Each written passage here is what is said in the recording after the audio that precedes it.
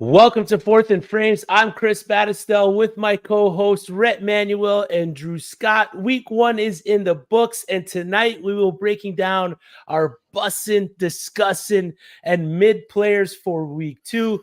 Players we might be ringing the alarm on, and players we are putting on the mantle. Let's get it popping.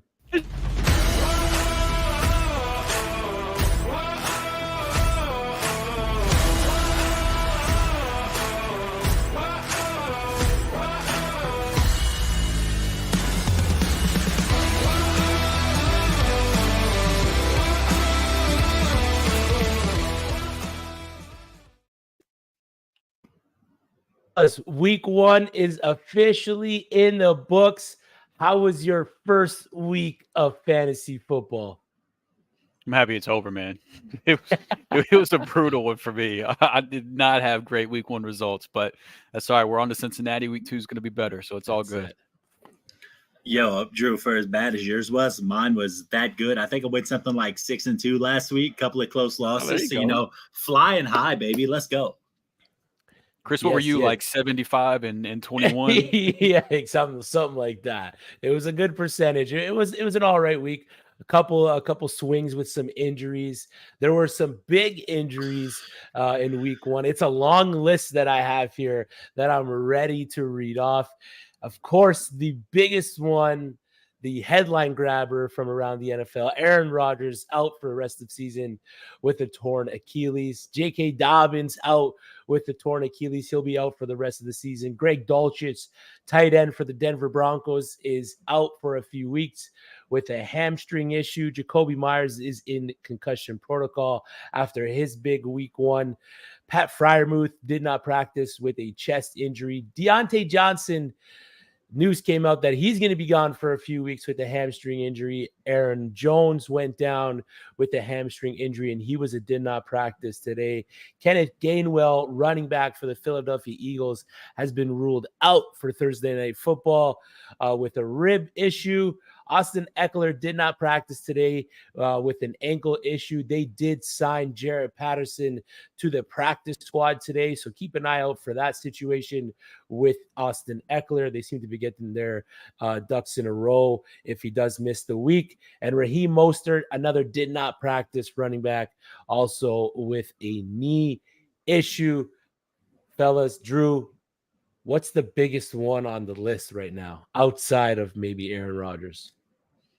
Yeah, that was the biggest one for me for sure. But I don't know. It's tough. I mean, I guess for me it would probably be Austin Eckler if he ends up not playing. And I say that kind of selfishly too, because I didn't get any Puka Nacua. I didn't get any Kyron Williams. I didn't get any Kenneth Gainwell. Kenneth Gainwell was already owned in all my leagues, but I did get a decent amount of Joshua Kelly. So that might be the one place I benefit if he does play. I hope he plays because I never hope for guys to be injured, but that was the one waiver piece I was actually able to grab a little bit this week. But I think Eckler is probably the one I'm watching the closest. Rhett, were you able to hop in the Puka Nacua sweepstakes in any of your leagues? Did you spend up to go get him? No, I tried to get Puka in a couple spots. Did not happen. He actually went drafting in most of the places I was in, but I was able to give me a couple of those shares of that Tutu Atwell life. So, It took us 2 years plus, but for him to come out last week, all 5'5", 130 pounds of him, and have a breakout game, hey, I'm just happy for the man. And let's just hope he keeps it rolling because he's on a couple squads now, and we need him to benefit, baby. Let's go. I know I did have some Puka in some of my deeper leagues. I drafted him, so I didn't have to worry about beating the waiver wire rush. So I do have a little bit of Puka, just not as much as I'd like. What about Justice Hill? And you guys get in on Justice Hill? I couldn't. I saw what he was projected to get, and then I saw what he ended up going for in a lot of my leagues, and I just could not rationalize spending up that much on Justice Hill. I think Gus Edwards is going to be involved. I think they brought Melvin Gordon up from the practice squad. They say they're not going to bring in a veteran, but yeah. I mean, if the running backs they have on the roster don't end up playing that well, I don't think it's a guarantee they don't bring somebody in. So I couldn't rationalize spending as much on Justice Hill as I was going to have to. So I put in claims for him just in case, but I didn't get him anywhere. Yeah, I think Howard Bender had the perfect tweet where he said everyone's going to rush out to claim Justice Hill, and Gus Edwards is going to end up getting all the touchdowns this week. So yeah, because fantasy football. Yeah, that's what it is, right? Another big one, Deontay Johnson.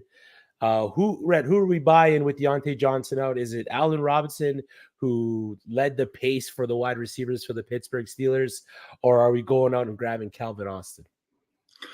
I guess you have to go Allen Robinson simply because he has more of a track record in the league, even though it's been a couple years since that happened. But I will say this is that we have to keep an eye on this point. And if there is a time for the George Pickens things to happen, the time is now. The time is nigh. We'll see what happens. I'm going to be starting him in the league I have him this week and kind of seeing what happens with there, monitoring that. But I'm deep in wide receiver in that particular league, so it's a dice roll I could take in that particular situation. Yeah, and then the last situation here, Kenneth Gainwell going out. He was the lead running back for the Philadelphia Eagles. They do have DeAndre Swift, Boston Scott, and Rashad Penny as the next man up for the Philadelphia Eagles. We'll go around the frames. We'll start with Drew. If you had to pick one of the three to start this week, which one are you picking and why? Probably has to be DeAndre Swift. The guy I would want to pick would be Rashad Penny, but he was a healthy scratch last week, so who knows what his role is going to be this week. But I still believe he's the best pure runner in that backfield. So I don't think he would be the best pass catcher, but that's not really the running back role I want in that offense anyway.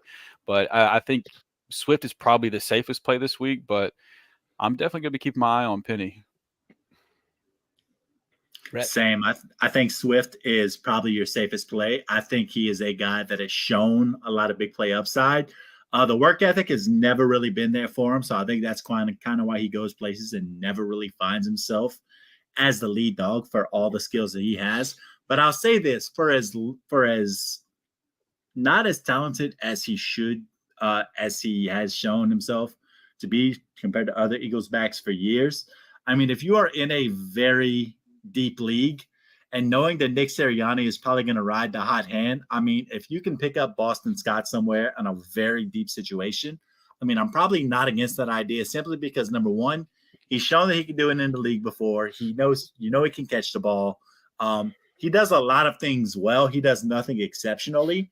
But once again, with the way the Eagles tend to run their backfield, you don't know who the hot hand is going to be on a weekly basis. So if you're desperate, Boston Scott might not be a terrible idea, but overall, to answer your question, I'm probably going Swift too, based off the fact that Penny was that healthy scratch last week. Did y'all see that weird quote from Sirianni about DeAndre Swift, where he said like something along the lines of like some weeks he's going to have the role he did last week, where he basically didn't touch the ball, and then other weeks he's going to get a ton of work. It's just like. I hate this, man. This backfield is coaches care about our fantasy teams. We got Nick Sirianni saying that. We got Arthur Smith going off the handle with his quotes about fantasy managers and letting them worry about what points his wide receiver or tight ends getting, which is pretty much none at the end of the day. Drake London hit us with a donut. But these guys, man, they got to get with it because we're the guys talking about their players. Man, we just want some points. We just want some consistency, especially from the Philadelphia Eagles backfield, which has been anything but consistent over the past couple seasons. So that's all we're asking, Sirianni. That's all we want. Nick, if you're watching, I just want to let you know something. I just want to have fun right now. Yeah. And the fact that you're not letting me have fun and giving me this runaround on DeAndre Swift and Rashad Penny and Boston Bud Porcaro Scott, I'm not okay with it, bud. But I hope you win some games. Yeah, that's it. And then with that, another situation, the last one before we jump into our first segment here, is the Miami Dolphins backfield. If Raheem Mostert does not dress for the Dolphins this coming weekend, are we grabbing the guy that was a healthy scratch last week in Devin Achane, or are we picking up Brooks or possibly Selvin Ahmed to fill that spot, fill that void in that Miami Dolphins running back room, or are we just staying away? Get out. Just get out in that situation because if Achane's a healthy scratch and he's the guy that has the most upside, we've seen Selvin Ahmed do not much of anything. And who's this Brooks we're referring to? He's an undrafted Brooks. Rookie. Yeah. Okay, so let's call him Bucky from the Marvel Universe. So Bucky Brooks. I don't know who Bucky Brooks is, But if he made the squad, he might have some skills. So who knows? But by and large, stay away. Definitely. He's a decent size running back, and I mean, he runs pretty hard. The team seems to like him, but yeah, I mean, if A-Chain's out there, I would throw him on my bench. But I'm not. If Mostert's not playing, I'm not starting a Dolphins running back this week. Yeah, with the amount they throw the ball, if Mostert's playing, I still might not start. You got a case. 466 yards for Tua, 217 for Tyreek. He really might go there. for 2K. I mean, he's on pace. He's on pace for it. He's on pace to hit that 2K, the marker that he set for himself.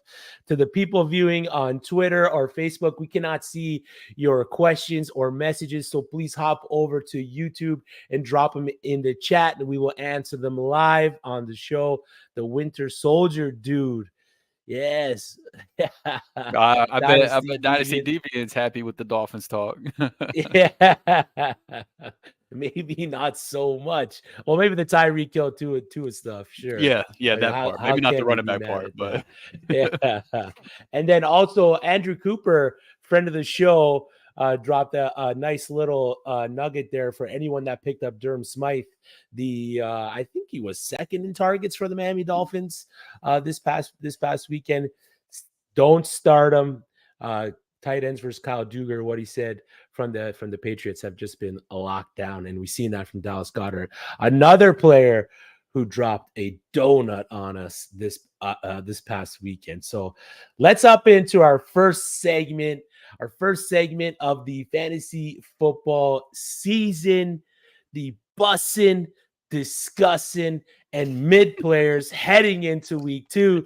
So what we're going to do here is we're going to give you each our Bussin player heading into the week. So the player that we think is going to end on a high note for the week, our Disgussin players we're not really excited about heading into week 2, and our mid players, our okay players. You know, mid is mid. We all know mid, and that's just the guys that we think are going to do okay, maybe just like safety net guys for your lineups heading into the week. So, Rhett, start us off.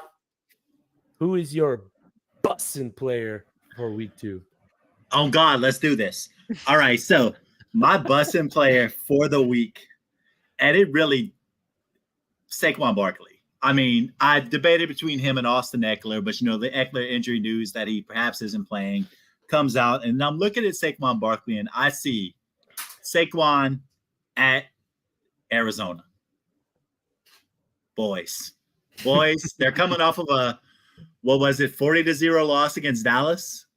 They're coming out angry this week. I feel like it's on with Saquon Barkley, so much so that I have him as my RB2 this week. Like we said, a great spot after that Sunday Night Football debacle. Free Darren Waller, by the way, before we go any further. Saquon in that game, though. You already started the free Darren Waller. Free Darren Waller, that's right. Sunday Night Football for Saquon, not terrible, just not great. 12 carries for 51 yards, 3 receptions, 12 yards. Against Arizona this week, who we can all acknowledge that the Arizona Cardinals, so far, not great at football. They should be in a good positive game script where Saquon should get a lot of work this week. I would expect Saquon to be somewhere in that neighborhood of 100 yards, probably get 5 receptions, probably find that end zone. For me, he's busted because the 20-point week feels very, very possible for him this week. No cap on site. I see my man Saquon going off this week. Yes.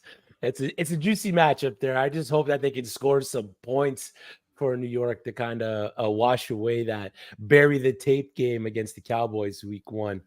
But yeah, Saquon is lit, fam.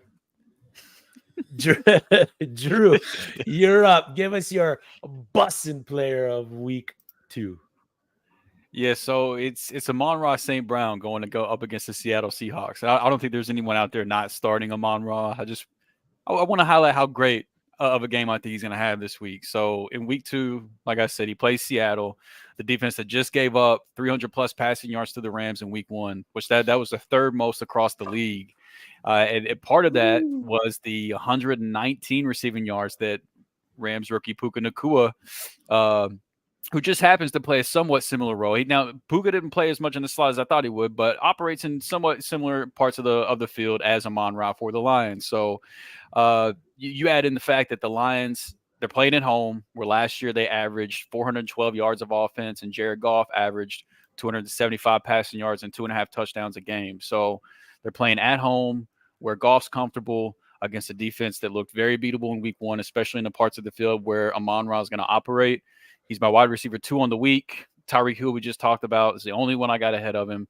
And for those that play DFS too, I really like the Goff Amon-Ra stack this week as well. So I like me some Amon-Ra every week, but I really do this week though.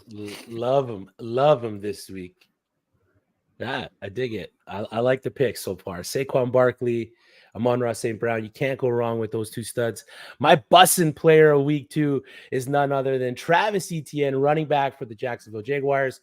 All offseason, all preseason, all we've heard is Tank Bigsby this, Tank Bigsby that. Travis Etienne's going to lose his job by week 5. He is the bust player. He is bust this, but he did nothing on week 1 but bust out, and he was bussing all Sunday. He had elite snap share, 80% snap share, 18 carries, 100% catch rate, 5 receptions on 5 targets, 104 all-purpose yards.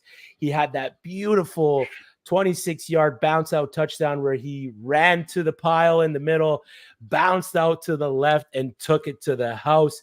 Not only that, he's making the plays that coaches and teammates are going to love. He's making those film plays that these guys are going to see on film and want to give him more opportunity, want to keep him on the field. And it was that play where Calvin Ridley, the wide receiver, who had a day, was running down the sideline, and Travis Etienne was right there to throw one of the best blocks of the weekend. So it's that kind of stuff that's going to warrant more opportunity for Travis Etienne. It's that kind of stuff that's going to keep him out of the doghouse, showing that he can play like that. He can step up to that next level and be there for his teammates. He's finally getting that passing usage that we all hoped he would get last season.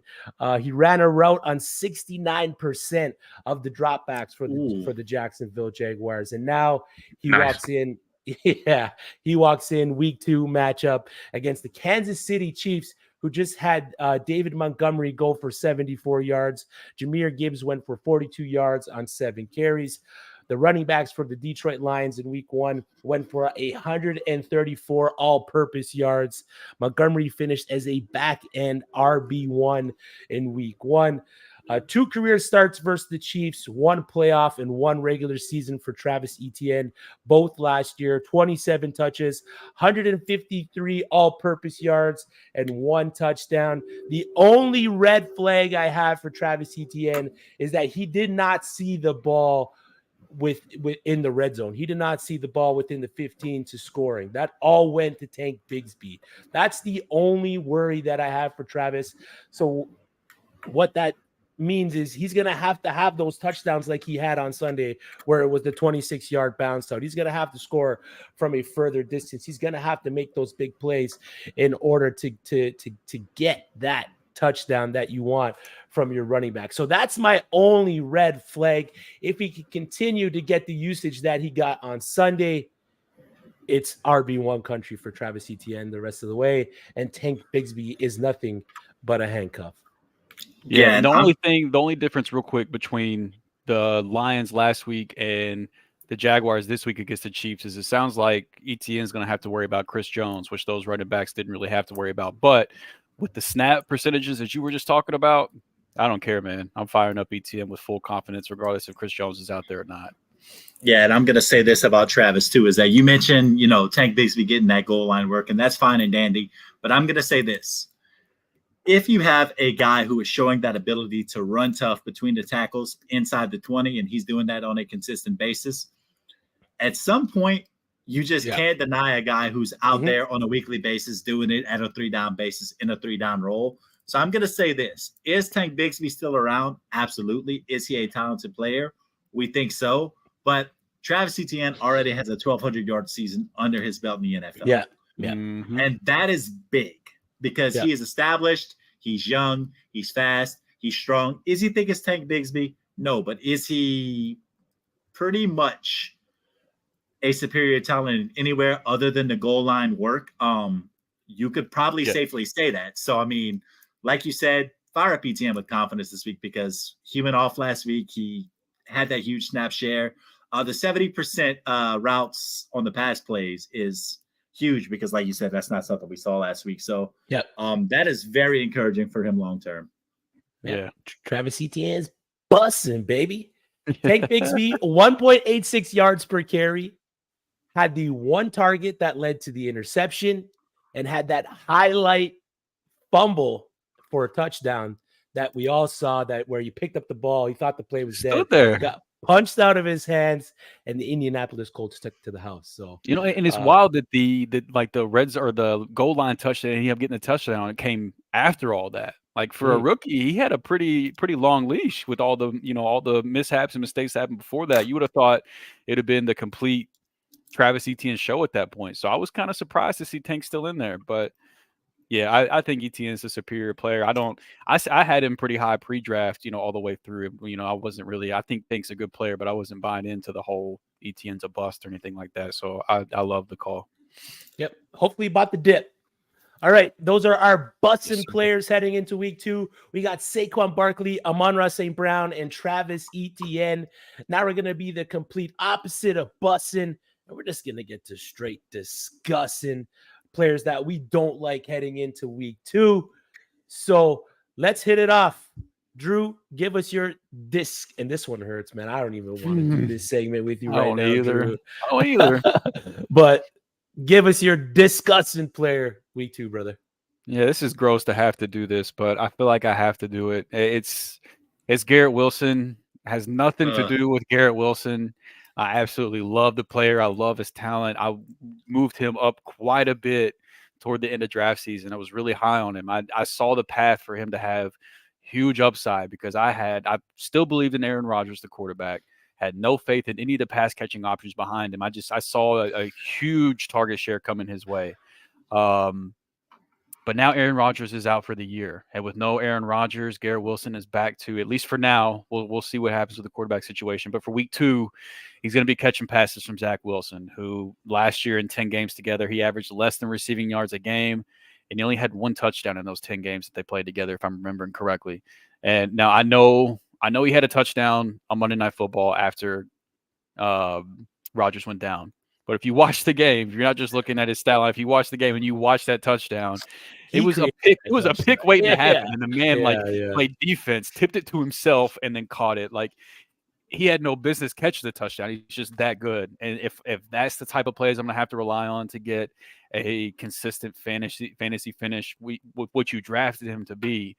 It'd be one thing if you draft him to be a flex option or something like that. Like where you drafted him at, you probably can't afford to set him. You probably don't have a ton of better options, but I mean, on top of the poor splits with Zach Wilson, the Jets, they got to play the Cowboys defense that just suffocated the Giants in week 1. Oh, their whole schedule is gross for Zach Wilson these next few games. Yeah, so it's just like you might not have better options, so you might still have to start Garrett Wilson. But you're definitely going to have to temper expectations. And if there's somebody in your league that is just like box score watching and they see that Garrett Wilson caught a touchdown and you can recoup some value and get a guy that's maybe like a tier down from where he was in draft season, I might go out there and try to flip him while I can, because I think it's going to get ugly these next few weeks. And not every week is going to be bad because Garrett Wilson is that good. But Garrett Wilson's numbers were bad with Zach Wilson. They were great with any other quarterback not named Zach Wilson last year. But the splits of play with Zach Wilson were tough. So we don't know what they're going to do long term. But short term, it sucks because I have Garrett Wilson in a couple spots. Like I was excited, man. So this hurts me too. But I'm worried, man. You're disgusting. The situation is disgusting.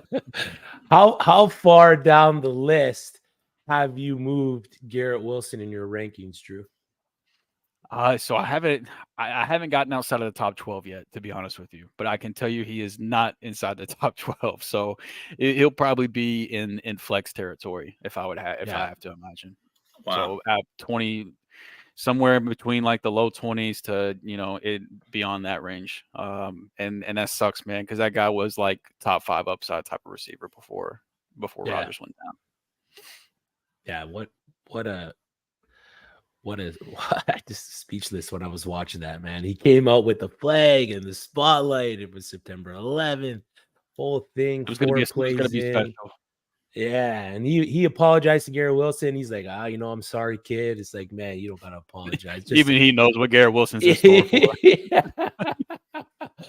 It's just oh man, it was just such a devastating loss. And I hopped into some New York Jet fans Twitter spaces just to hear the reaction, and the morale is so low.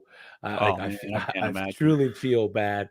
They're asking for Andy Dalton. They want to bring in all these different quarterbacks, Carson Wentz, and like it's just there's no belief outside of the locker room for Zach Wilson. There seems to be some belief inside the locker room for Zach Wilson. But really, what is his teammates and the coaching staff going to say? This guy's a bum. He sucks. We're pretty much pooched. Our season's toast. So they gotta at least build up his confidence, right? So I swapped Puka for Wilson this week on my roster. Crazy. That's tough because Puka's got a tough matchup against San Francisco this week too. So I get it. It's definitely more appealing. I'll probably end up having Wilson higher than Puka in my rankings this week, but they'll probably be pretty close, though, a lot closer than they would have been before this injury. So I get it. I can't really blame you. All right. A lot of Puka love in the chat today. I love Puka. Preston Evans. Everybody loves Puka. Jets at Cowboys. Yeah, the Cowboys. Yeah. If you have Cowboys DST, you're loving it. Yeah, you're loving last week. In Jorge's situation, you've got Garrett Wilson going up against the Cowboys, or you got Puka going up against the 49ers. So those are both just because of the guy who's throwing him the ball. That's pretty much it. Yeah.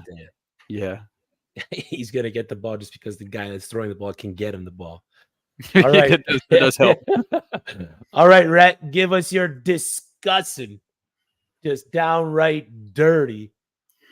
Look, I'm just full disclosure. If you're going the Kendrick Bourne route this week, be aware that it's probably going to be an ugly experience for you. Even though last week seemed pretty encouraging, 91% snap share. That slaps, dog. 64 yards and 2 touchdowns. Valid. Mac Jones, 54 pass attempts. Slay, Mac Jones. Slay. But look, sustainable? IDK. So look, on God, let's talk about it with Kendrick Bourne. 54 pass attempts, only a 20.3% target share, and 1.18 yards per route run. Those numbers are not giving. That's another one of those Gen Z terms, by the way. I'm on fire tonight. And furthermore, neither is that Miami matchup that they have going on this week. First off, I know the Dolphins played the huge shootout last week. They passed for 466. They're still a pretty good defense that is going to give New England some issues, and we're going to find out a lot about what the Patriots are this week. As for Kendrick Bourne's projections this week, guys, I got bad news. It's 3.5 catches. It's 43.5 yards. It's 7.9 fantasy points in half PPR settings. That is according to Fantasy Pros projections, by the way. To quote the kids one more time, that ain't it, Chief. Avoid Kendrick Bourne if you can. Once again, if you're desperate, if you're in a really deep league and you need somebody, I guess I could see where you might coming off that 91% snap share in week 1. But overall, 2 more for you guys. Kendrick Bourne is sus and doesn't pass the vibe check. I'm out. I'm done. We needed a slang counter just to go off every time Rhett dropped one. That was gold. Good stuff there. So we are not starting Kendrick Bourne heading into week 2. And our last discussing player heading into week 2 is none other than wide receiver of the Green Bay Packers, Romeo Doubs. His week was highlighted by 2 touchdowns, and his usage with Watson out did seem promising. He was tied on the team with 5 targets. He was running beautiful routes. He had that highlight touchdown catch where he just bullied the defender to go up and get the ball. He was worth the waiver pickup. So if you did pick him up on waivers, he's put him on your bench because he's not going to be worth the start this week versus Atlanta. 4 of those receptions on the 5 targets was only for 26 yards, so he wasn't involved much in moving the ball downfield and was utilized strictly in the end zone. He had a 1.53 yard per route run number right there, so he's not doing much with his opportunities when they are targeting Romeo Doubs. If you look at Jaden Reed, he had that 3 yards per route run. That slaps, dog. Did Rhett say he did say that slaps, dog. Rhett is bout it. He is that guy, pal. But yeah, exactly. So if Watson comes back, I can see Romeo Doubs taking another step back in that offense. Jaden Reed was the guy he was tied with in terms of targets. Jaden Reed also had the 5 receptions. Week 2, he does draw Atlanta. They only lit up 146 yards passing against the Carolina Panthers last week, which made him the 8th best defense in that category. Leading receivers for the Panthers versus the Falcons was Hayden Hurst and Miles Sanders. So not even a wide receiver. I believe Terrace Marshall only caught 2 catches on 6 targets, so they weren't that great. The 3rd-rated PFF coverage team defense in week 1 was the Atlanta Falcons. He's projected to draw a ton of A.J. Terrell, which is as shut down as it gets when you're talking about cornerbacks. He will take a step back if Christian Watson does play in week 2, but Romeo Doubs is my Disgussin player, and he's just not lit. He's not lit. In a half PPR, Derek M asks, what wide receiver could I trade Ayuk for? One of you guys want to take this one? I'm trying to do a little bit of research right now to kind of figure that out for him. So Brandon Ayuk last week ended up being the wide receiver 2 overall on this website I'm on in full PPR. He had 39.9 fantasy points last week. So in my opinion, that is a sell high situation if I've ever seen one. I know Brandon Ayuk is a good player, but I don't see any situation in that offense where he goes for 40 points again this year. So as for this week, I would probably have Ayuk. What would you say, Drew? Probably about a mid-level wide receiver 2, probably somewhere around 18, 19, 20, somewhere in there. I'll probably have him as a high-end wide receiver 2, honestly. Mm-hmm. Okay, so with that situation, you can probably, in my opinion, if you can do Brandon Ayuk plus, if somebody really likes him, I mean, there's a chance you can probably end up somewhere in the neighborhood of maybe a Devontae Smith. If you like Zay Flowers, that'd be somewhere that'd be reasonable as well. I just think there are guys that are in that similar situation. It's just a matter of how do you feel about Brandon Ayuk's situation for the rest of the season compared to another guy. So I can't give you a hard answer right now because it's very on the spot. But I say somewhere around Zay Flowers and Brandon Ayuk are probably comparable value right now. T. Higgins, not bad. He's coming off of a bad week too. Yeah. So you could go ahead.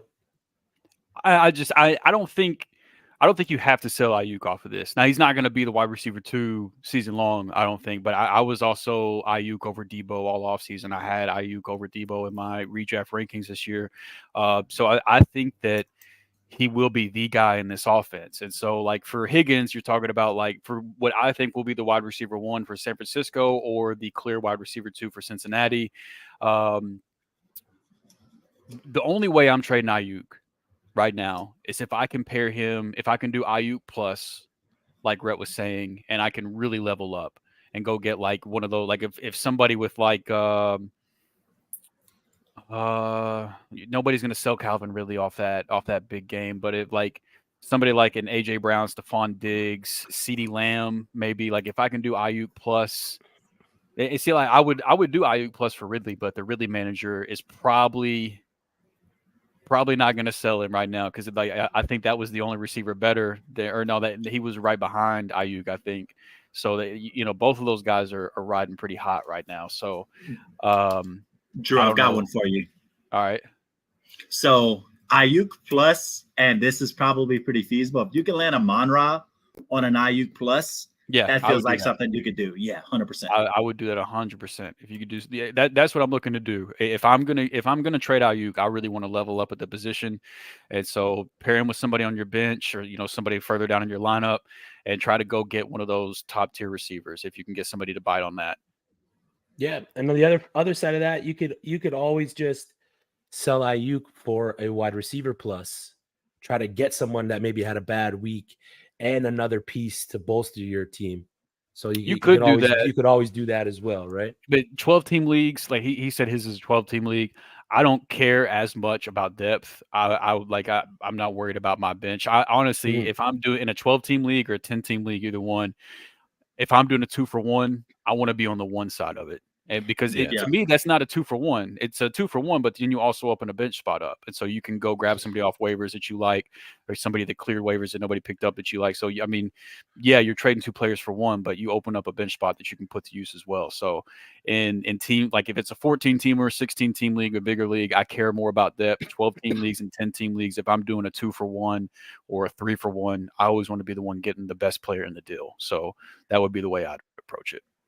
There you go. JJ asks, week 2, start 1, Garrett Wilson, Amari Cooper, or Michael Pittman, Rhett?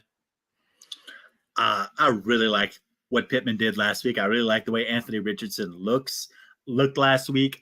If Anthony Richardson, he currently is questionable. If Anthony Richardson doesn't play, there's still a sneaky value with the pocket quarterback with Gardner Minshew as that backup. So if Anthony Richardson didn't play, that pass element the run element kind of exits their situation with Richardson, and you kind of have a little bit more of a pass happy situation. So with Garrett Wilson's current situation, with the Aaron Rodgers thing being done for, with Amari Cooper having, I believe the snap leader in that offense last week was actually Donovan Peoples-Jones among receivers, despite the fact that he didn't get many targets. So that's interesting. For me, it's Pittman, but I think 8 catches, 97 yards last week.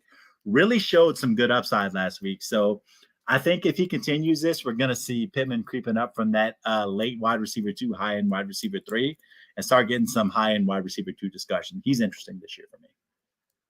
Yeah, for me, it's Amari Cooper.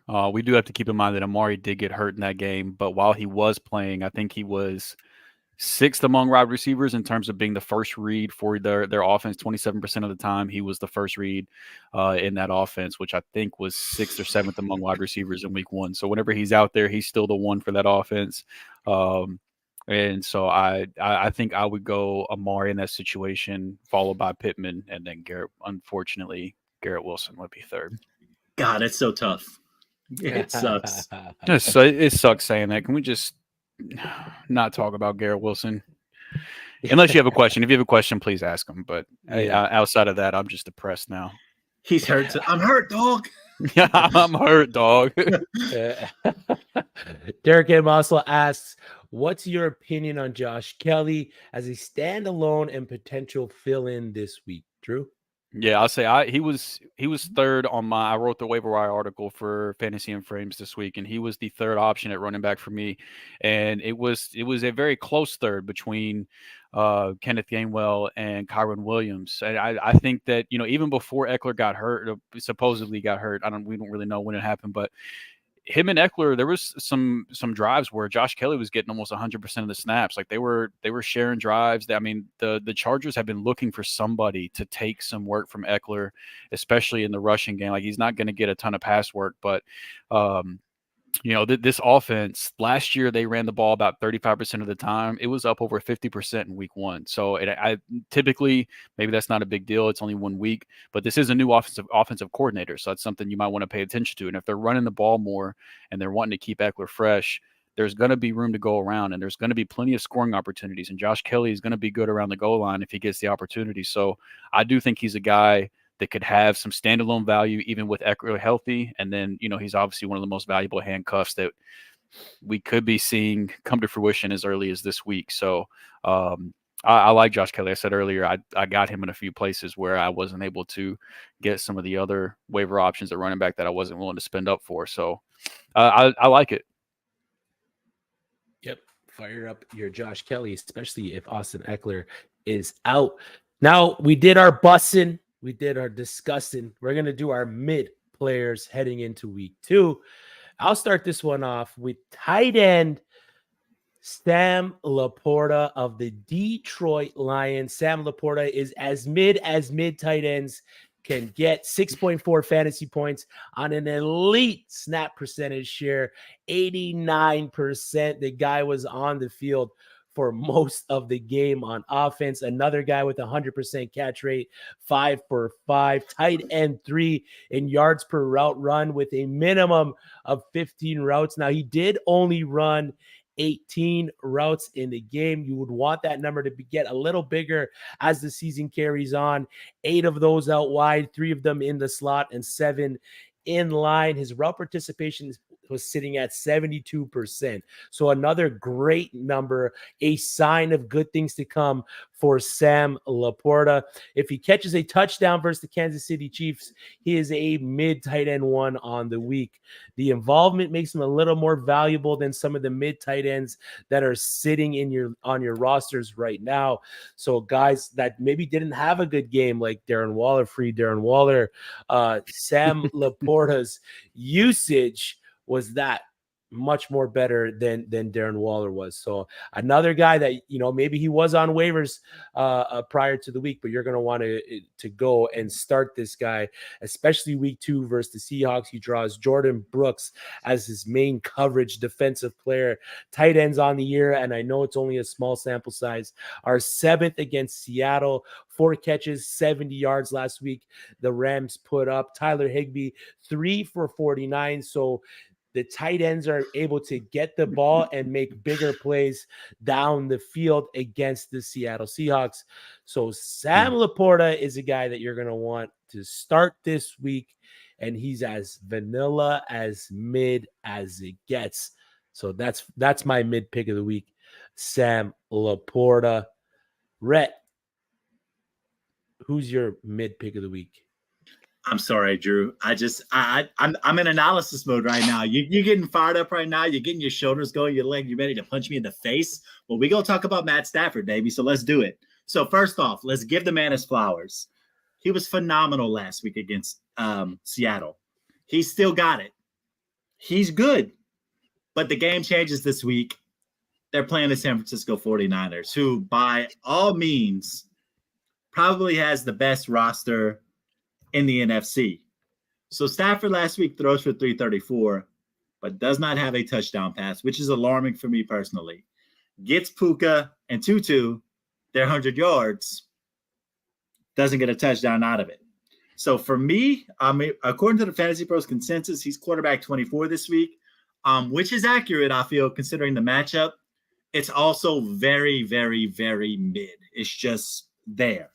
We're going to find out a lot about who the Rams are this week by and large. Are Puka and Tutu really those dudes?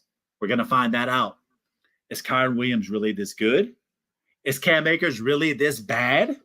These are also things we're all going to find out this week. All this comes back to the fact that there are a lot of unproven things going on in this Rams offense that we don't know a lot about yet. And that's going to affect Matt Stafford in a matchup like this, where I think he is going to have his moments. I think he's going to make some of these guys better. But you're looking at a bad spot where you have to answer so many questions. So for a guy like Matt Stafford and what turns out to be a much bigger divisional matchup early in the week in week 2, I mean, say it with me, as MJF once did on the AEW wrestling show, Matt Stafford this week, I'm sorry, Drew, mid. Sorry. He follows it up with a sorry. I'm supposed to be the Canadian on the show, right? Not you, right? I figured he was going to give me sorry, not sorry. All right, Drew. Finish off our mid players of week 2, brother. Yeah, if he's gonna come for my Rams, I'm gonna come for his Saints. I gotta get my get back. So look, Jamal Williams, the person, he's anything but mid. But Jamal Williams, the fantasy player, he might be like, if you go to the definition of mid in the Gen Z handbook, it's probably got a picture of Jamal Williams next to it. So in week 1, no Alvin Kamara, no Kendre Miller. Jamal Williams accounted for 76% of the snaps, and every single running back touched but one. 7th among running backs in terms of snaps. Only show in town. 45 rushing yards and 7 receiving yards. Oh, but it was bad.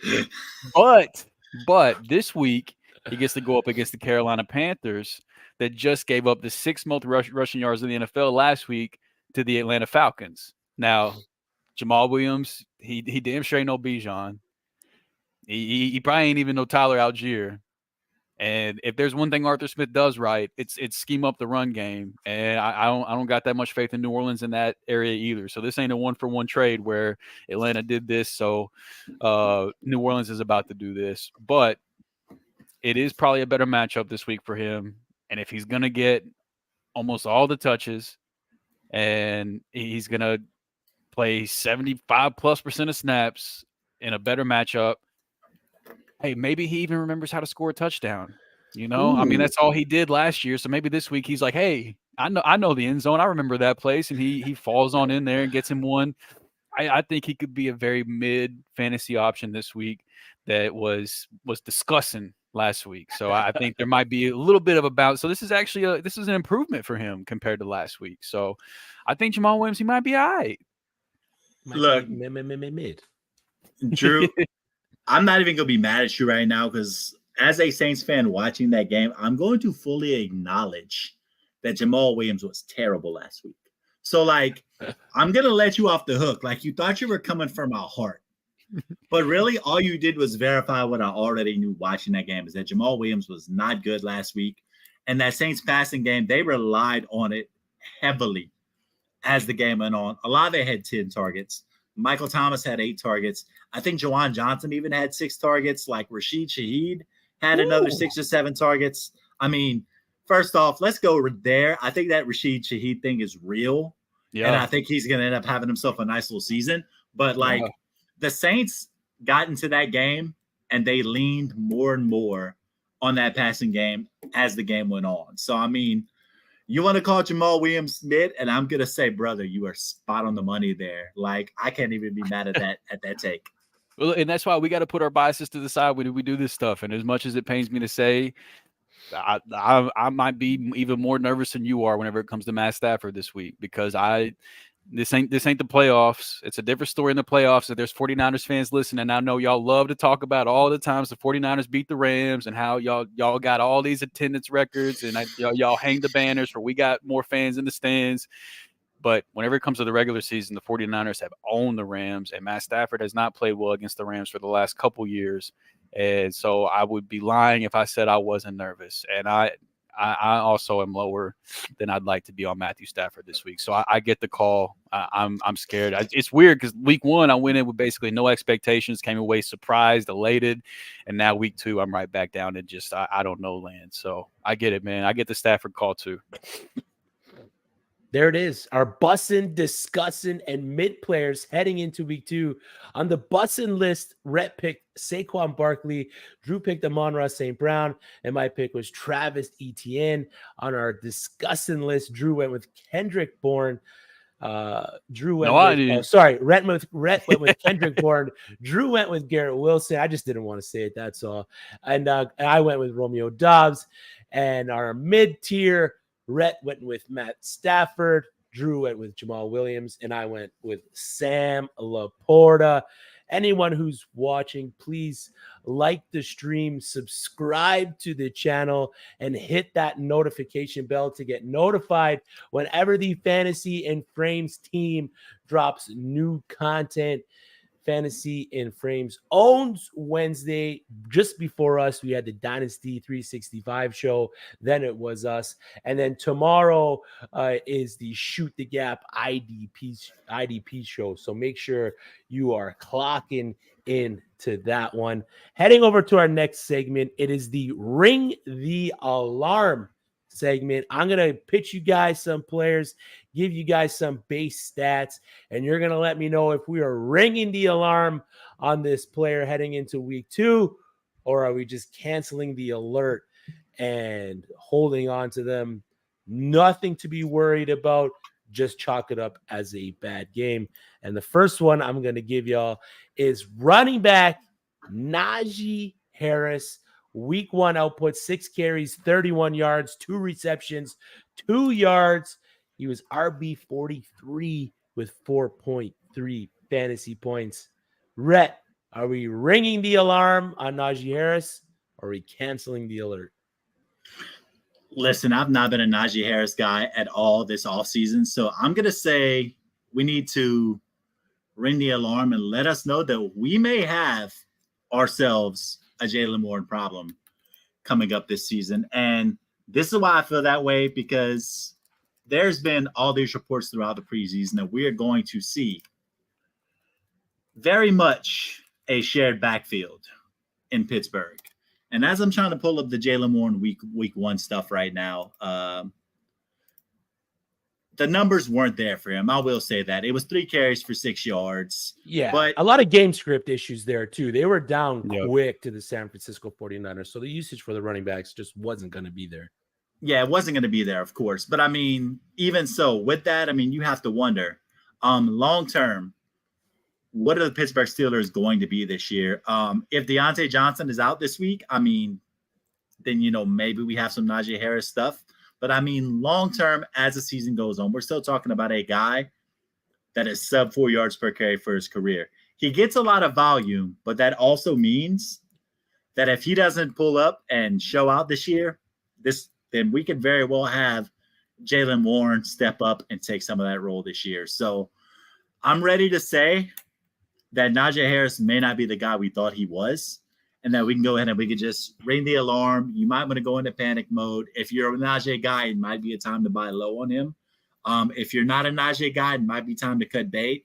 But I would love to hear what Drew had to say about it, because I'm sure he may have something different to say about it. Why you say that? Because you've always been a Najee guy. You like the volume, man. I have liked the volume. And what I will say is this, through 3 quarters, he outsnapped Jaylen Warren 26-13, and he ran 20 routes to Jaylen Warren's 7 through the first 3 quarters of the game. But to your point, I haven't liked Najee because he's been an efficiency guy or anything along those lines. But if Jaylen Warren's going to be more involved than I thought, then yeah, there is reason to be worried. In the offseason, I wasn't really sure what to think, because I know people like Jaylen Warren a lot. And I mean, I liked him as a player too, but just the fantasy situation, I mean, Mike Tomlin's always been a guy to just give one running back all the work. So as much as as the fantasy community, as much as we like Jaylen Warren, I didn't know if that would translate to what the Steelers would do. So through 3 quarters, it looked like it was still the Najee Harris show, but even still, not as much as it was. And, as far as the full game goes, things finished out where he only had a 52% snap share by the end of the game, which was the second lowest of his career, 6 carries, which was the lowest of his career. So I do think some of that was the game script due to the game getting out of hand, but we should be worried from the standpoint that he's not game script proof anymore. Yeah. Like the Steelers need to be winning the game for him to be, what you want him to be from a fantasy standpoint. And the last couple of years, that hasn't been the case. He's been game script proof, and that doesn't appear to be the case anymore. So you should at least, even if you are a Najee guy, you should still be at least a little bit worried. Also, an interesting stat on Jaylen Warren. Just saw this. 6 targets last week, 5 catches. It only translated to 12 yards. But if you're in a PPR format and you see a guy getting 6 targets and a bad game script in week 1, then, I mean, that is, if nothing else, another sign of potential concern for Najee Harris, because they look like they want to get Warren involved in different ways. Yep. And if that offense can't score, which doesn't look like they're going to have much opportunity to do so, especially losing their wide receiver 1, I mean, it just might be game script after game script that's going to negatively impact Najee Harris. So, as Beyonce once said, ring the alarm on Najee Harris. Heading into the second guy on the ring the alarm segment here, we got Geno Smith, QB of the Seattle Seahawks, who wrote back this past week, putting up a line of 112 passing yards, 1 touchdown, 1 carry for 6 yards. He was QB 23, finishing with 9.08 fantasy points. Drew, Rhett, I know Gino was what you guys were hammering for Gino coming into love the Gino. season. It is only 1 week. Let's not get too crazy here. But Drew, are we ringing the alarm or canceling the alert? Yeah, this one hurt me in multiple leagues. Like on the NFC West preview show, I called him my must draft for the Seahawks because of where he was going. But I did say on the show, you should pair him with Anthony Richardson so that you can see if Anthony Richardson's for real. And I practiced what I preached in multiple redraft leagues. If I didn't, like, I was kind of out on the top quarterbacks in like the second, third round, the Mahomes and Josh Allen, Jalen Hurts. I can't invest that much in a one quarterback league. But if I couldn't get Lamar, Justin Fields, those guys, I punted quarterback just like I said that you should on the NFC West show. And in multiple redraft leagues, I ended up with late stashes of Geno and Anthony Richardson.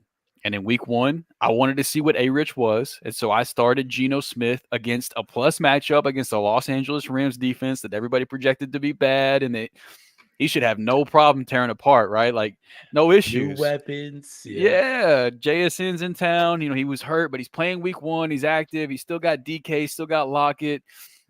What could go wrong? And then it happened. It went wrong. And Anthony Richardson, he looks legit. And if I would have played him, I would have won 2 different matchups that I lost because of Geno. So this one, like, we care about this stuff personally. Like, it's not just like coming on here and saying stuff. Like, we're invested. So as a Rams fan who also happens to be quite fond of Geno, I know what I want to believe. I want to believe that the Rams defense is legit and that Geno just had a bad week.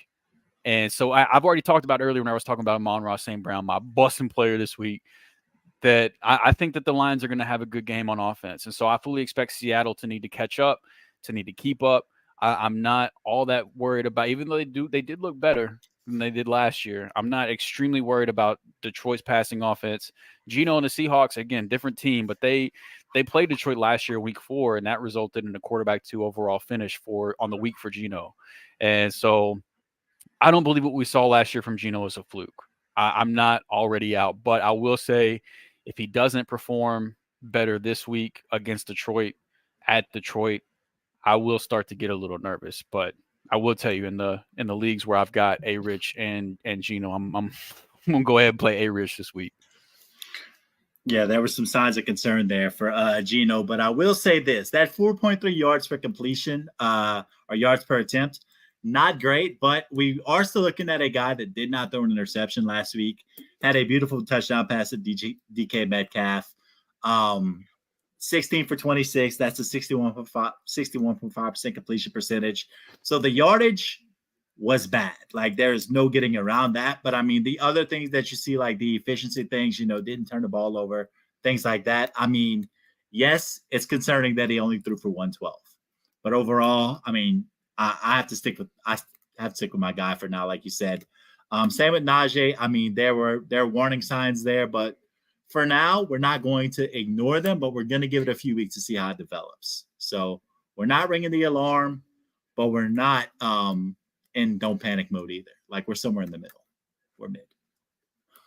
It's we mid. are mid on Geno Smith.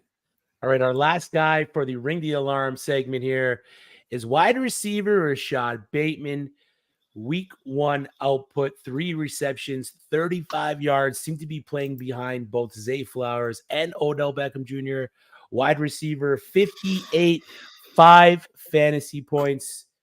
Rhett, ring the alarm on Rashad Bateman or cancel the alert? We are in panic mode on Rashad Bateman, and I'm going to get more into that in a little bit because this Zay Flowers thing seems to be very real. Mark Andrews is going to come. Mark Andrews looks like he will be back this week. The Baltimore Ravens, if there is a saving grace, is the fact that with J.K. Dobbins out, we're either going to see them throw the ball more or see Lamar Jackson run the ball more. Either way, Lamar Jackson just might have low-key taken a rise in his stock this week with the Dobbins injury, unfortunately, as that may be for J.K. We'll talk about that in a little bit, but we're in year 3 with Rashad Bateman. With wide receivers, this tends to be the now or never point. And with Zay Flowers emerging like he did in week 1, once again, more on that in a little bit. I'm genuinely concerned for Rashad Bateman. Drew, I can see you in the thinking man sad pose there. In body disarray. language. Yeah. From what I've learned from the BS High documentary, body language tells a lot. And your body language right now is telling me that you're just not a happy guy. I'm not, man, because I believe in Rashad Bateman, the talent. I was really high on him coming into this year. And I'm going to choose to believe that his low route participation in week 1 was partially due to the time he missed this offseason because of the injury. And they have no reason to rush him along because they do have more weapons at their disposal than they have in years past. So I'll say this. You can't start Rashad Bateman right now. But me personally, I wouldn't cut him either.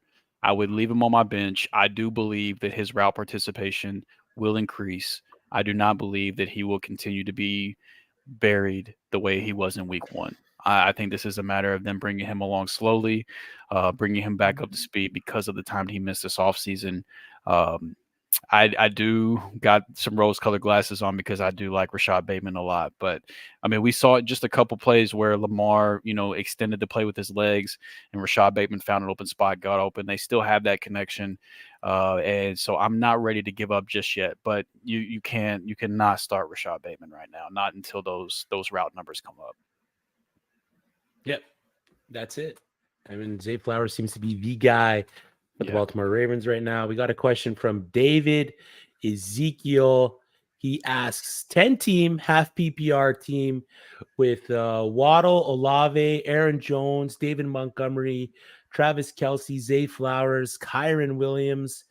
I'm going to guess that's not Taysom Hill. That's Tyreek Hill, Romeo Dobbs. Should I trade Travis Kelce for Nick Chubb? What do you think there, Drew? I would not. If there was one thing I learned from watching that Kansas City game is that whenever Travis Kelce comes back, that man is going to be peppered with targets because there's nobody else that Mahomes can trust. My God, that man is going to get so many targets. If anything, if that is indeed Hill, like Tyreek Hill and a lot, I would look at seeing what you could get for Jalen Waddle. Because I mean, you can play both Tyreek Hill and Jalen Waddle. The targets are, condensed enough to where it doesn't really matter. But you have other elite options like Chris Olave. I would see what you could get for Waddle. And then, I mean, like I think even staying with the Kansas City Detroit game, I know. Oh, he's not Tyreek Hill, Justice Hill. Okay. Okay. So okay. So Waddle isn't a must trade then. So I'll tell you the player that I'm most interested in trading in your lineup then, and this is just me personally. Rhett, Chris, you guys can let me know if you disagree. David Montgomery is the name on there that I'm most interested in looking at trading. I know that he got the majority of the work in week 1, but Jahmyr Gibbs to me looked like the clear better and more explosive player, and rookie running backs, they tend, they're going to get brought along a little bit slower. But I think sooner rather than later, that's going to be Jahmyr Gibbs' backfield. Like they took him top 12 for a reason. Jahmyr Gibbs, I doubt anybody's panicking on him this early, but if somebody is, Jahmyr Gibbs is one of my favorite players to go trade for. David Montgomery is one of those guys that I'm trying to trade away. I mean, he had the most David Montgomery stat line ever with the high carry count, the decent yardage, and he fell into the end zone. If you can cash in on that, that would be the player on your team I'd be most interested in trying to trade. But it looks like you're trying to trade for a running back. We're trying to go get Chubb, but I would not trade Kelce. He's about to be so valuable for fantasy whenever he comes back. Yeah. That's me, though. I'd love to hear what you guys think. And also another thing that I will say in terms of trading for Nick Chubb is that Jerome Ford's yardage did not show it last week, but Jerome Ford also had 15 carries last week. So, I mean, this early in the season, it seems like they're trying to figure out what they have in Jerome Ford, and they may be trying to see if they have themselves another Nick Chubb, Kareem Hunt sort of situation. And they may be seeing if Jerome Ford is the heir apparent right now, because as much as we don't want to see it for as consistent as he's been over the years, running backs tend to have a shorter shelf life. So that Nick Chubb era is coming up to an end in the next year or two, in my opinion. So, I mean, Jerome Ford is a guy who might have some sneaky value right now. So that'd be another strike against doing the Nick Chubb thing. But it is redraft. So that also gives us an advantage for Nick Chubb, but not Kelsey. Not anybody but Kelsey. And a rushing quarterback there in Cleveland. 5 carries, 40-something yards, and a rushing touchdown for Deshaun Watson. So he's going to be taking away some of that usage, especially in the 5 to goal line situations for the Cleveland Browns. Fantasy dysfunctional. Who to flex? 0.5 PPR. Christian Kirk, who seems to be behind Zay Jones and Calvin Ridley in that offense. Rashad Penny, who was a healthy scratch last week, but we know Kenny Gainwell's out. Treylon Burks, who was a little non-existent, I guess is the term you could use there. Ran a ton of routes. He did. I think that Saints pass defense is they're one of the best in the league. Zach Charbonnet, who only saw a 17% carry rate, which was well behind most of the rookie running backs, and Jerry Jeudy. I believe if Jerry Jeudy is healthy and he's ready to go week 2, you're flexing Jerry Jeudy in this spot, yeah? Yeah, he'd be the clear answer for me if we knew he was going to play. If we don't know he's going to play, then at that point, it's a tough decision between Christian Kirk or Treylon Burks for me. As you said, if you read our waiver wire article, you would know that you should have been targeting Zay Jones for the reasons you mentioned, that he in the 2 wide receiver sets, it was clear that it was Calvin Ridley and Zay Jones. Christian Kirk was the third guy. And so do you want the wide receiver 3 for a better offense with the Jaguars going up against who do they play this week? I just went blank. Kansas City. Yep. Or do you want to play the wide receiver 2 for the Tennessee Titans, who was a part of the all cardio team last week, which is out there running routes. So it's a tough decision if Jeudy doesn't play. You already have Ridley, so you're starting Ridley. So yeah, for me, if Jeudy doesn't play, it's Treylon Burks. Then I don't want to play Ridley and Christian Kirk. So that appreciate the extra context that makes the decision for me. Yeah, same thing with you, Rhett, there on that one. Yeah, Burks. It's Jerry Jeudy if he's healthy. Then you got to pinch your nose at that point because it's either Treylon Burks or Christian Kirk, in my opinion. Yeah. And neither of them I feel really good about. So, but unconditionally, if he's healthy, go Jeudy. And then are we ringing the alarm on DJ Moore after 1 week? I mean, that Luke Getsy offense is atrocious. He's not putting anybody in a good spot to succeed. If you just watch any kind of game film from the Chicago Bears this past weekend. So I'm not ready to panic on DJ Moore right now. 2-3 weeks from now, if the usage is the same, if the offense is moving the same, then yeah, you're hitting that panic button. And then by then it might even be too late. But if you're going to move them now, what are you going to really be moving them for, right? Yeah, nobody's really going to be looking to pay up for DJ Moore right now. Like like Justin Fields had more pass attempts in week 1 than he had like all of last year in 1 week, and it only resulted in 2 targets for DJ Moore. So it's kind of weird, but I don't imagine it's going to be a season long thing. Like I don't think it's going to. I also don't think Justin Fields passing the ball almost 40 times is going to be a season long thing either. But DJ Moore is going to get his. I'm not ready to panic just yet, but week 1 was definitely concerning. Yeah, agreed. All right, and then at the same time, what I would say is that when you were looking at what DJ Moore was, we also have to look at the fact that Darnell Mooney had a nice little week last week. So, I mean, we're not, again, panicking on DJ Moore just yet, but it seems Darnell Mooney has a role. It seems Cole Kmet has a role. It seems Roschon Johnson seems to have a role in the passing game as well. So it seems like early on, they're trying to spread the ball around, and it seemed like DJ Moore might have been the factor, the odd man out and trying to spread the ball around in week 1, which means those weeks are going to come where he has good weeks later on. But, I mean, we'll see. Yep. Jorge Edwards, Roschon Johnson in week 2 or not yet? I'm comfortable starting Roschon Johnson. He had he got the touchdown. He had 5+ targets in his debut. He had that one run where he just absolutely ran over the Green Bay Packers defender. I believe he was the Angry Runs winner for week 1, the rookie. I don't know if any of you guys caught that on Good Morning Football, but I believe he won the scepter for angry runs when he just steamrolled that Green Bay Packers defender. So are you guys comfortable starting Roschon Johnson in week 2, or do you want to see another week of usage? And then if he gets the same kind of usage, if he gets the same kind of target share, you're okay firing up from week 3 on. Yeah, I'm not doing Roschon in week 2 just yet. He didn't get his first touch in the game until the third quarter, and it was a 30-30-30 snap share between Khalil Herbert, Deontay Foreman, Roschon Johnson. Now, Roschon, he's the best pass blocker on the team and the best pass catcher on the team. He's going to carve out a role, but Khalil Herbert's advanced metrics as a rusher last year are too good to ignore off of just one game. So I'm not quite comfortable starting Roschon just yet, but look, it's not going to surprise me that this coaching staff did not draft Khalil Herbert, and they did just draft Roschon, even if it was in day 3. So it's not going to surprise me if Roschon ends up being the lead guy in this offense, but I'm not doing it in week 2 just yet. Yeah, so for me, I looked up the snap shares just now, and Roschon actually led the Chicago backfield with 37.1%. Khalil Herbert was 35.7%, so right behind, and then you had Deontay Foreman with whatever remained there.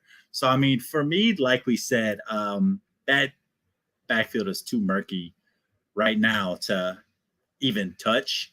But considering how little work he got and how much he did with it, it is encouraging for Roschon. So it's a wait and see for me, but there is potential there. Yep. Both fair points.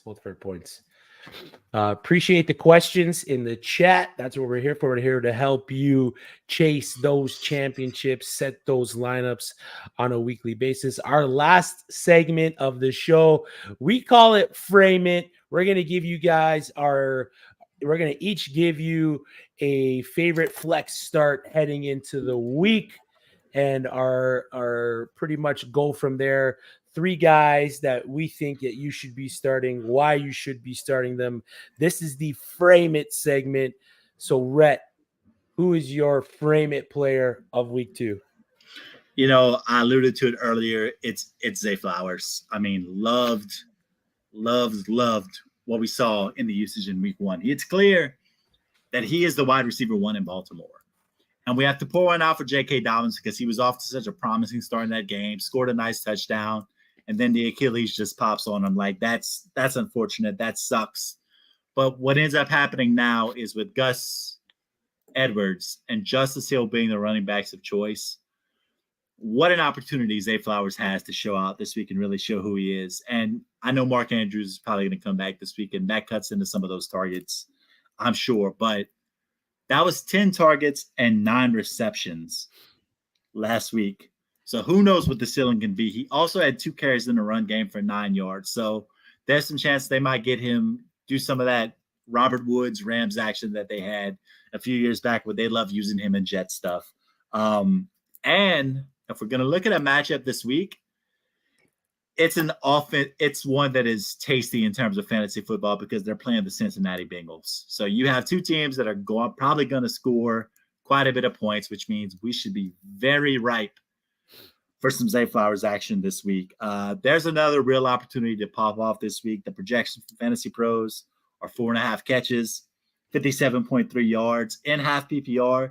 That comes out to over 10 fantasy points, which for me in a flex guy, you want somebody who's going to project to get to that 10-point threshold, because that's kind of this thing where you want some steadiness out of that flex spot. So for me, Zay Flowers is a guy that showed himself very capable last week and should continue that trend this week, especially considering the matchup that they're in, which should be conducive to some fantasy point scoring. Yep. Big Zay Flower guys coming into the year. Love to see that he's producing in that Baltimore Ravens offense. My Frame It player for week 2 is none other than running back from the Washington Commanders, Brian Robinson. Started off his season with a solid performance RB2 in rush share, only behind Derrick Henry. RB10 in opportunity share. RB5 in total touches. Made that heads-up play. I talked about it earlier with Travis Etienne. He made the play that's going to show up on film, and it was that heads-up play for the touchdown catch when Sam Howell rolled out to the left. He didn't stay with the defenders. He rolled up. He moved to the next level, found the space, got the pass, got the catch, and got the score. He outsnapped Antonio Gibson by 14, outrushed him by 15, and drew one more target than Gibson, who with the fumble could be right back into Riverboat Ron's doghouse.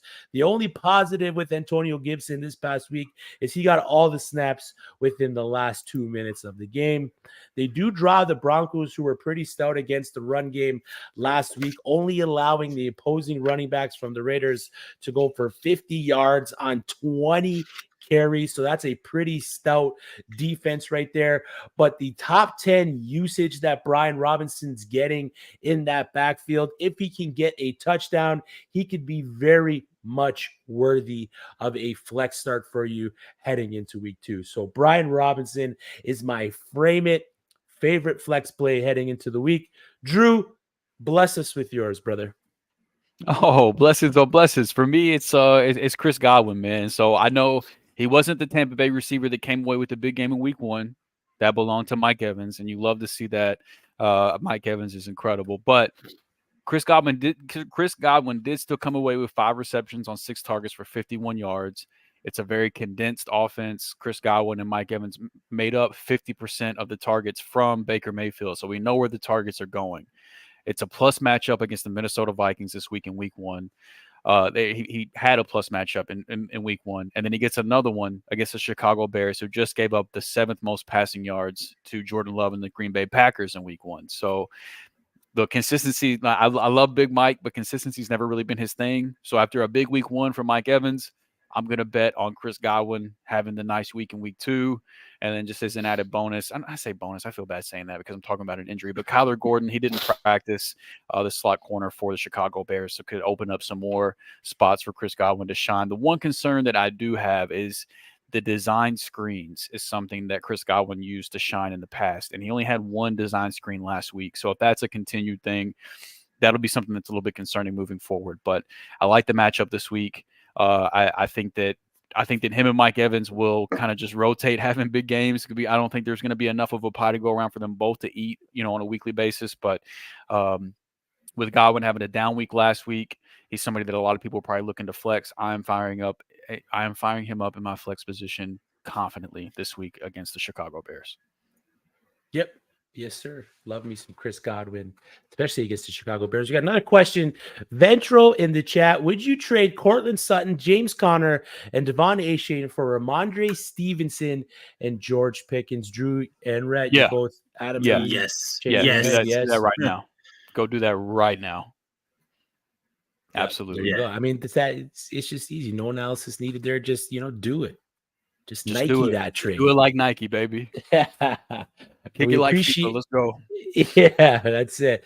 That's it for us. We appreciate everyone who joined us on the show, asked the question, liked the stream, subscribe to the channel. We got a fun-filled season coming at you for the rest of the year. Rhett, Drew, let the viewers know where they can find you. Yeah, I'm at Armando Sports on X, formerly known as Twitter. I'm finally getting used to saying that, strangely enough. It's still Twitter in my heart, but, we have to go with the Dez Bryant, baby. So, yeah, if we can get Dez to come on the show, I know he's involved with fantasy football. If we can get him to come on the show, I'll start throwing up the X. Until now, it's Twitter. You can find me at Drew3MR. More importantly, go follow the Fantasy and Frames Twitter account at Fantasy and Frames. Make sure that you sub to our YouTube channel. We're going to be here every single week, along with our other shows that Chris talked about already, Dynasty 365, Shoot the Gap. We're going to have a waiver show for you. We're going to have a mailbag show. Like there's a lot more coming that you guys hadn't even seen yet. So, I mean, I'm on Twitter at Drew3MR if you want to go follow me there. But more importantly, support the show. Come hang out with us in the chat like you guys did tonight. The participation, the questions in the chat was awesome. Just keep doing that. Yep. Speaking of questions in the chat, make sure you also check out the Fantasy and Frames pregame show every Sunday from 9 a.m. to 12 p.m. where we will answer all of your start-sit questions, any last minute questions that you have. We got a chock full lineup of analysts on there ready to help you out, set your lineups, get you ready for the Sunday slate of games. Fellas, we didn't have a guest. It's been a lot. It's been like that for a long time. We've had guests on it, so we had no one to sing. Any chance one of you guys want to bless us with a couple tunes? Yo, I did it last time. It's on Drew. I can't do this, man. Come on. Come on, Drew. It is with something from Kentucky, man. So the problem is I'm like a black sheep in Kentucky because I hate country music and all I've listened to is rap. Nothing I can possibly rap would be, one, enjoyable for the listeners, or two, appropriate. So like if we can put like a censored thing on here, but y'all don't want to hear me rap, man. Come on. All right, it's all good. I figured I'd ask. Gator just to don't play keep no it part shit. of the show. Thank you, Gator. Exactly. That's it for us. Make sure you tune into the IDP show tomorrow. Shoot the Gap with Nate Markham, Hollywood Titan, and Jorge Edwards. They're going to be giving you everything you need for any kind of IDP advice. That's it. That's Fourth and Frames. We'll see you next week. I'm Chris Battistel. That's Rhett Manuel. That's Drew Scott. Toodles.